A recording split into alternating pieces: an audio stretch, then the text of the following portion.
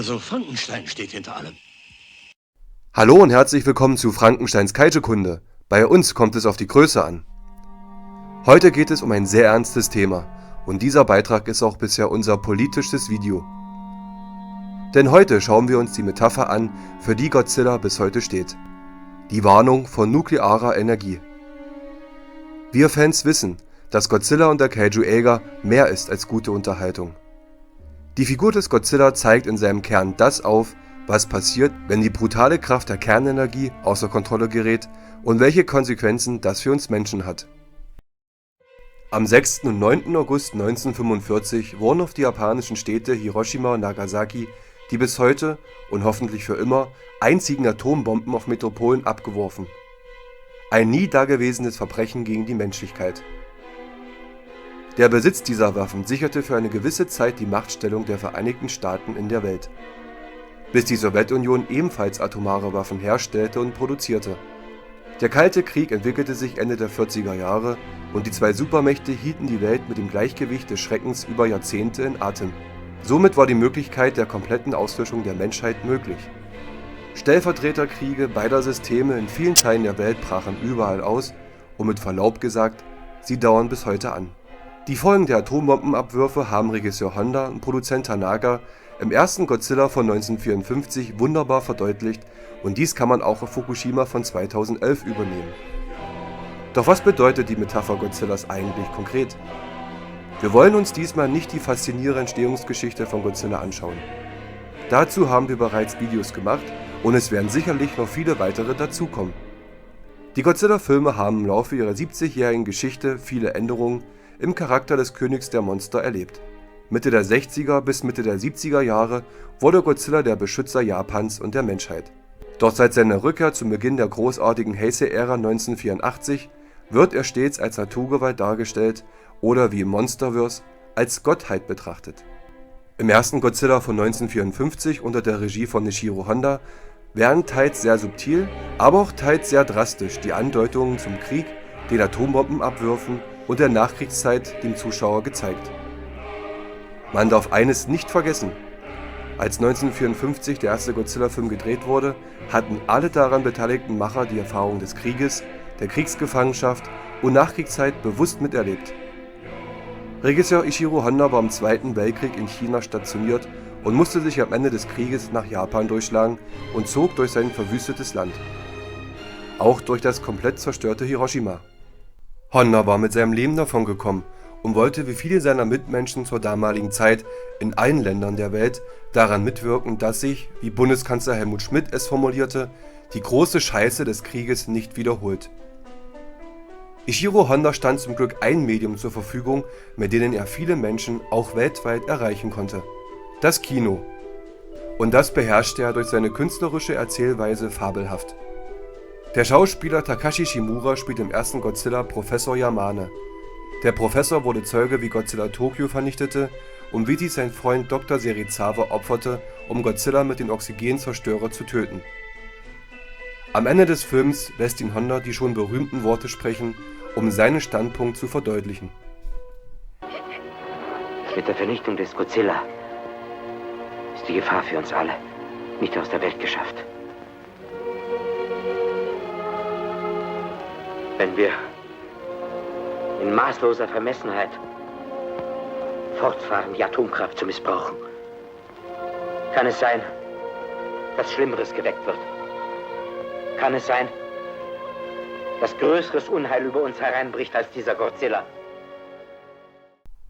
Beim ersten Godzilla-Film muss man aber darauf achten, welche Fassung man sieht. In der japanischen Originalfassung wird dem Zuschauer unmissverständlich die Sicht Hondas auf das Problem gezeigt. In der US-Fassung, welche die kritischen Punkte herausschnitt und zusätzlich Szenen mit dem amerikanischen Schauspieler Raymond Burr drehte, kommt die Botschaft Hondas nicht herüber. Das gilt nicht nur für Godzilla, sondern auch für andere Vertreter des Kaiju-Eiga. Bei vielen Filmen wurde gekürzt, um eventuelle kritische Inhalte dem amerikanischen Zuschauer zu ersparen. Szenen wurden mit westlichen Schauspielern nachgedreht, oft klischeehaft und sinnentstellt, das dazu führte, dass das Genre im Westen als belächeltes Subgenre galt. Ich sage bewusst galt, denn durch das Internet haben viele Kinofreunde die Möglichkeit, die Originalfilme in ordentlicher Qualität zu sehen und sich ein Urteil zu bilden. Auch durch das Monsterverse von Legendary ist Godzilla und der Kaiju Eiga aus diesem Klischee herausgekommen. Gekrönt wird dies mit den japanischen Produktionen Shin Godzilla von 2016 und dem Oscar-Preisträger Godzilla Minus One von 2023. Symbolisch für die Kernenergie bei Godzilla steht auch die Farbe seines Hitzestrahls. Das ikonische Blau hat sicherlich nicht zufällig diese Farbe. Das Cherenkov-Licht, welches im Abklingbecken von Atomkraftwerken zu sehen ist ebenfalls blau. Das Thema Radioaktivität kommt in der frühen Phase der Showa-Ära regelmäßig vor, bis es irgendwann durch aktuellere Themen wie Umweltverschmutzung abgelöst wird. Auch Godzillas Entwicklung zum Beschützer der Erde vor Außerirdischen ließ es thematisch nicht mehr zu. Doch seit der bereits erwähnten Rückkehr Godzillas 1984 ist seine Metapher wieder zum Ursprung zurückgekehrt. In dem ersten Teil der Heisei-Ära sehen wir Japans Ministerpräsident Mitamura in einer der Hauptrollen. Mitamura verkörpert einen besonnenen und vernünftigen Regierungschef. Regisseur Hashimoto möchte dem Zuschauer vermitteln, wie es sich für sein Land anfühlt, durch das Auftauchen Godzillas im Machtkonflikt der Supermächte geraten zu sein. Die USA und die Sowjetunion sehen selbstverständlich eine Bedrohung durch Godzilla im pazifischen Raum, dem sie auch angehören. Als einzigen Ausweg, Godzilla zu töten, sind ihrer Meinung nach atomare Waffen. Hinter vorgehaltener Hand wollen sie bloß jedoch ihre atomaren Waffen im Kampf gegen Godzilla testen. Mitamura kann jedoch die Regierungschefs beider Mächte davon abbringen. Exzellenz, was haben Sie bei den Amerikanern und Russen erreicht? Was haben Sie ihnen gesagt, Herr Premierminister?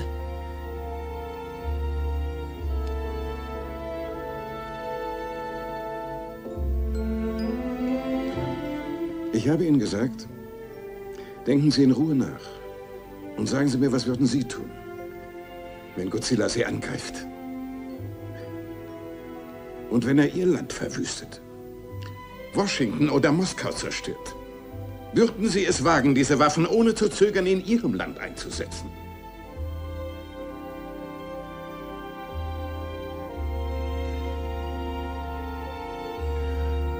Das haben Sie verstanden.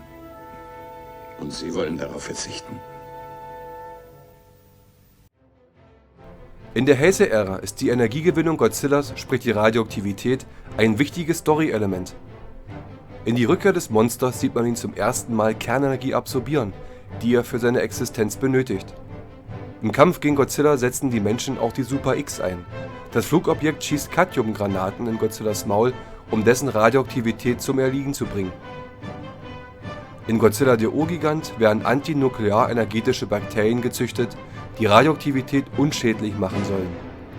Somit auch den König der Monster, denn sein Körper wird ja von radioaktiver Energie am Leben erhalten. Ein Vorhaben, was fast geklappt hätte.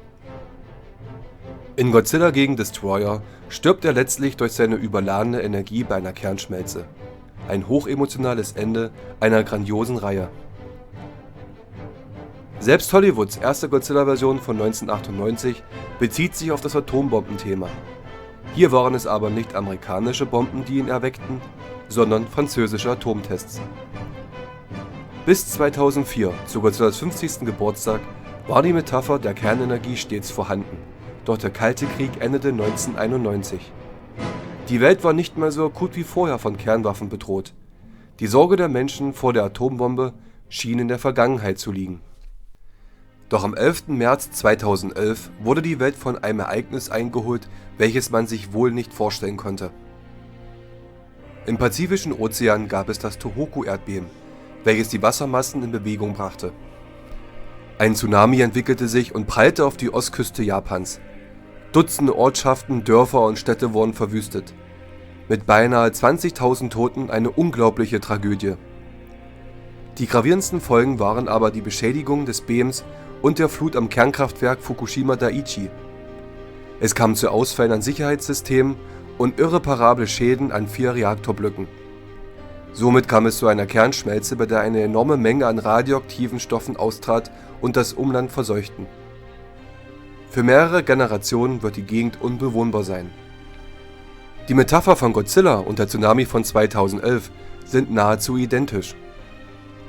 Eine plötzlich auftauchende Naturgewalt entwickelt sich im Pazifik, geht an Land, verursacht unglaubliche Zerstörung und hinterlässt durch radioaktive Strahlung unbewohnbares Gebiet und verstrahlte Menschen. Selbst deutschen Leitmedien ist dies aufgefallen. Es ist ein Zufall, aber das Datum des ersten Godzilla-Films ist der 3.11.54. Das Tohoku-Erdbeben war am 11.03.2011. Tauscht man jeweils den Tag und den Monat, kommt man auf die jeweiligen Ereignisse. In Gareth Edwards Godzilla-Version von 2014 wird das Ereignis von 2011 ein wenig angekratzt, aber wird letztlich als eines von vielen Elementen einer geheimen Verschwörung von Monarch genutzt, um die Existenz der Titanen vor den Menschen geheim zu halten. Richtig um die Ohren gehauen wird es einem in Hideaki Annos Shin Godzilla von 2016. Dieser Film zeigt bisher die groteskeste Form des Königs der Monster. Das Design, oder besser gesagt die verschiedenen Designs der einzelnen Formen sind erstmals gewöhnungsbedürftig, passen aber zu dem Gesamtbild, die der Film den Zuschauer rüberbringen soll. Und dies macht er ohne Gnade. Anno zeigt dem Publikum konkret, ohne Metaphern und ohne Wenn und Aber, was er von der Aufarbeitung der Tsunami-Katastrophe hält. Auch die politische Situation Japans wird stark durchleuchtet. Das Thema der atomaren Verseuchung bis zum Einsatz von Atomwaffen wurde noch nie so drastisch gezeigt. Als ich den Film zum ersten Mal sah, war das für mich auch alles fremd. Doch jetzt ist Shin Godzilla für mich einer der stärksten Vertreter des Genres. Der Kaiju-Äger, besonders die Godzilla-Reihe, ist mehr, als man auf den ersten Blick sieht. Natürlich waren die Filme bereits in der Showa-Ära tolles Popcorn-Kino, was sich bis ins heutige Monsterverse durchzieht. Doch vom ersten Godzilla 1954 an bis heute gibt es viele Filme, die wichtige Botschaften dem Zuschauer vermitteln, als man zuerst wahrhaben möchte. Das erkennt man wahrscheinlich auch erst ab einem gewissen Alter. Das Team rund um Godzilla in der Showa-Ära, gerade Regisseur Eiichiro Honda, wollten mit diesem Film etwas bewirken. Das haben sie auch. Sehr vielen Zuschauern ist das Thema wichtig geworden. Honda war ein glühender Anhänger der Vereinten Nationen. Dies kann man wunderbar an seiner Weltraum-Trilogie erkennen. Zusammenarbeit der Völker untereinander ist absolut notwendig, um größere Katastrophen zu verhindern. In Hondas Fall sind die großen Katastrophen Metaphern in Form von Außerirdischen, Kometen und eben auch Kaiju. In der UN-Charta steht im Artikel 2 Nummer 4 das Gewaltverbot, das es allen Staaten der UNO verbietet, Angriffskriege durchzuführen und andere Nationen vor Androhung vor Gewalt schützt. Ein absolut edler Gedanke der Gründer der Vereinten Nationen im Jahre 1945.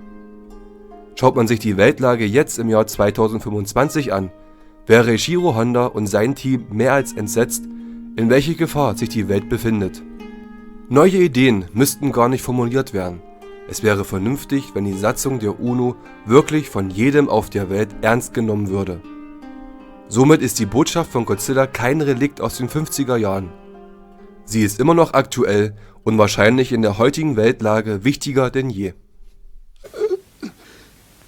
Es war Frankenstein.